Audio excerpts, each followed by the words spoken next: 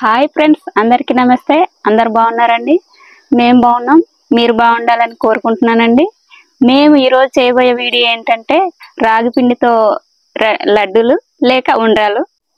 Friends, మేము రాగి పిండి లడ్డూలు చేస్తున్నాం కదండి, చోడపిండి లడ్డూలు. వాటికి కావాల్సిన పదార్థాలు ఏమిటంటే 3 యాలకులు, బెల్లం, చోడపిండి, కాచి చల్లార్చిన పాలు. వీటితో లడ్డూలు చేస్తామండి. కళాయి కాగింది కదండి, యాలకులను వేపుకుందాం.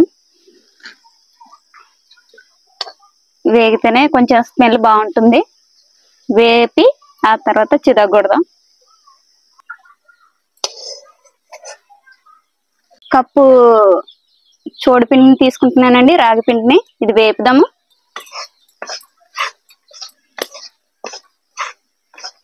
కప్పు రాగి పిండి వేసాం కదండి, కప్పు బెల్లం తీసుకోవాలి, అందుకే కోరుతున్నానండి.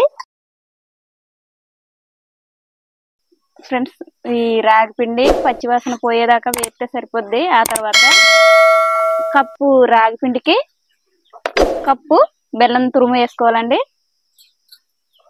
బెల్లం తురుమును రాగి పిండి కలిపి మళ్ళీ తిప్పుదామండి, మొత్తం కలిసేలా.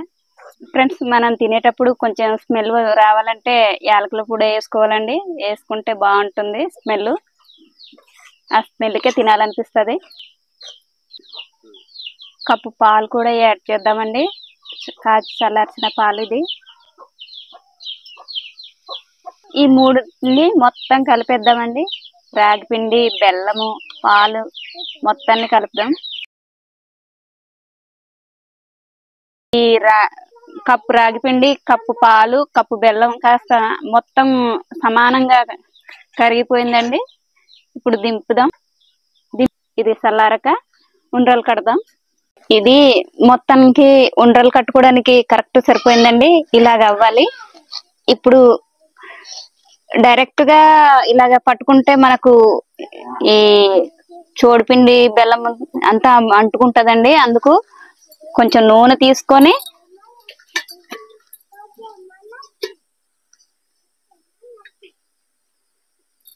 నూనె చేతికి అప్లై చేసుకొని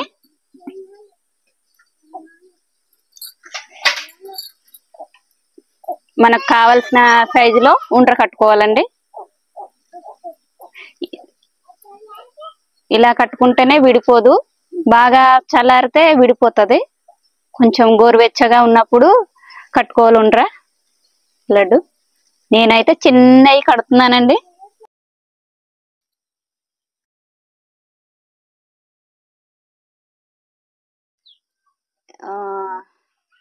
ఇదిగోనండి, ఇన్ని లడ్డులు అయ్యాయి.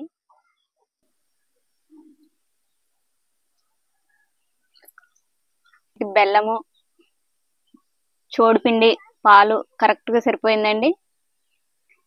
ఉండ్ర కూడా బాగా వచ్చింది.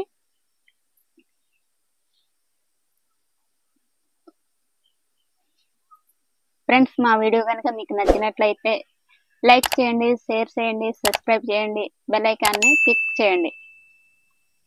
బాయ్.